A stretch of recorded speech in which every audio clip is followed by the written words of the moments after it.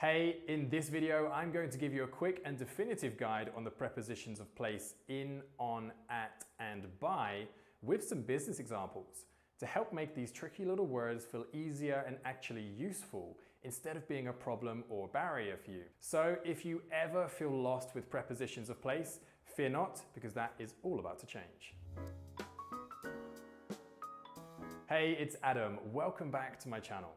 I know that prepositions can sometimes feel impossible to understand or even to just remember the difference between them, which is why in this video, I'm going to share some easy to remember and effective rules and tips to help you feel confident about using prepositions of place. And the great thing about these prepositions is that actually we do have some rules to help us, which is unusual in English, and of course there are some exceptions to these rules. But these will definitely help you get on the right track. And we're going to have a look at a couple of those exceptions today as well. Now, to understand how prepositions of place work and how they can be useful to us, we first need to understand what they are and why we use them. Then we can start to see them as a little bit more logical, necessary, and even helpful instead of being problematic or confusing. And if you've ever learned about prepositions before, you'll know that we have many different types like in, on, at, by, before, to, for, under, over, until. I could go on, there are many. And all of these help us to express things like direction, time, location, space, even purpose and contrast. And right now, we're going to focus on location, which basically means where something or someone is in relation to something else. So for example, the file is on your desk in the office.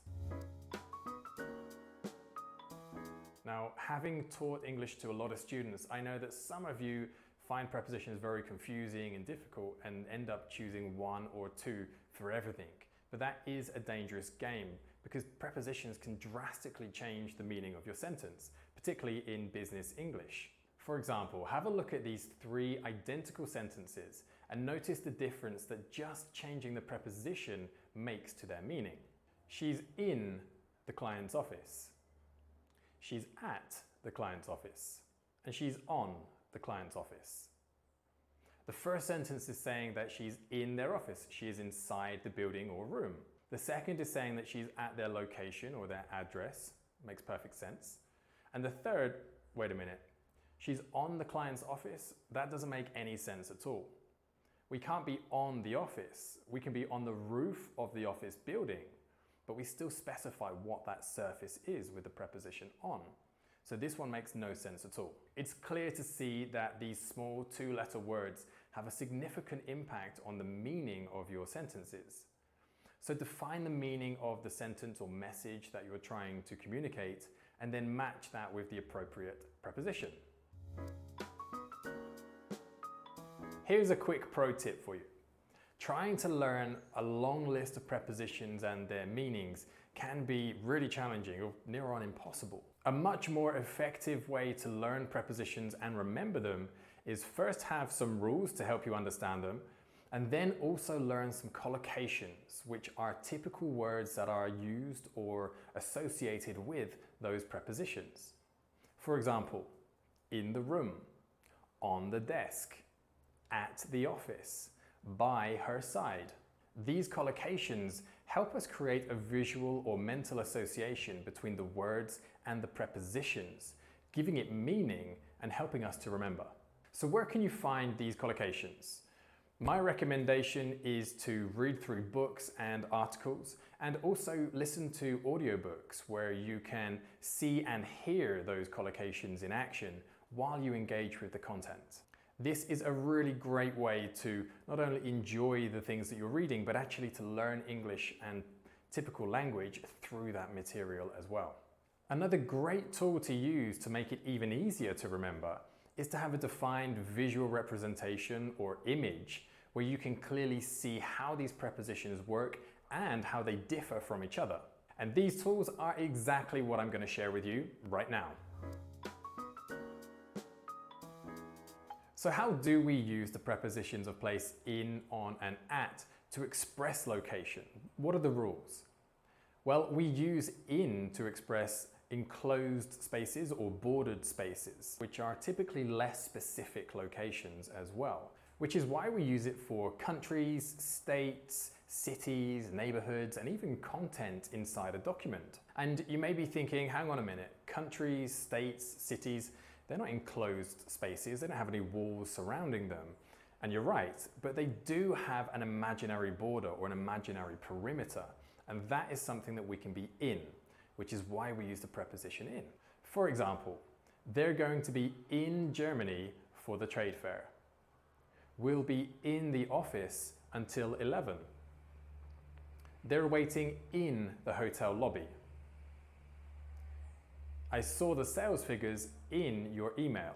Next up is the preposition on, which we use for surfaces. So this can range from street names to building floors, and really any other surface that we or something can be physically on, even ranging to the content of a book or article, because the text is on the surface of the page in the book.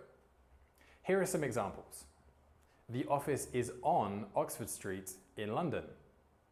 I'll meet you on the 10th floor of the building. The file is on your desk. The details are on page 10 of the report. All right, the third preposition is at, and this we use with very specific points. It's the most specific of all three of these prepositions. So a certain address or a specific location, perhaps on a map, here we use the preposition at. Here are some examples. We have arrived at the client's office. They are waiting at the train station. The meeting was held at the EU headquarters. And we will be at the trade fair in Germany. And notice this image of the triangle with the prepositions becoming more and more specific from in to on to at. Next up is the preposition by. And by is probably the most simple of all four. It simply means next to, near to, or to the side of something or someone. For example, we're by the client's office. I'm by her side right now. She is stood by the printer. Does that all make sense so far? Okay, great. So how can you easily remember which preposition to use? Well, in addition to the rules and the examples of collocations that we've just been through, I also mentioned that it's great to have a visual representation or an image to use that'll help you see and understand how they work visually. And we've seen one example of this with the triangle of specificity, let's say, as in to on to at becomes more and more specific in terms of the location. And we can use that from the least specific to the most specific, or from the most specific to the least specific. For example, I am at Grand Central Station on 42nd Street in New York City. But another great way to see these prepositions is through 1, 2, and 3 dimensions. And don't worry, it's a lot easier than it sounds. Let's take a look. Starting with at, which is the most specific, a single dimension. So as if it were a point or a specific address or a location. Then we move to on. Now we have an additional dimension. We recognize that there is another level, another plane, if you like, where something can be on that level, on the surface. And finally, in with 3 dimensions. So where we take those other 2 dimensions and start to build walls around them, becoming 3 dimensions. So we are in that enclosed space. So which of these 2 images works best for you? The triangle or this idea of dimensions? Let me know in the comments below. And while you're commenting, check out the mini preposition test that I've put in the description. There are a few sentences there that are missing a key preposition. So have a look and post your answers in the comments as well. As with most rules in English, there are exceptions or grey areas that we have to consider. Here are 3 very common exceptions to these rules that we use all the time with the preposition on. The first exception is with public transportation. So although we would say we are in a car, as in that enclosed space, with public transportation we actually use the preposition on. So we would say we are on a train, on a plane, on a bus, or on the subway. We say it as if we were on the surface of that transportation vehicle. And a great way to remember this, in fact, is that if you can stand up and walk around like we can in most public transportation vehicles, a plane or a train, use the preposition on. If you're more confined, for example, in a car, a small boat, or a canoe, for example, use the preposition in. Another example of these exceptions to the rules is with communication technology. So when I say this, I mean TV, radio, internet, computers, this kind of thing. So I would say I'm on the computer, I am on the radio, they were on the internet, I am on YouTube right now. And the third exception to this rule that we'll look at today is with high-level corporate boards or committees. So although we say we are in a team or in a group, when it comes to boards and committees, we use the preposition on. So we would say I am on the board or I am on the committee.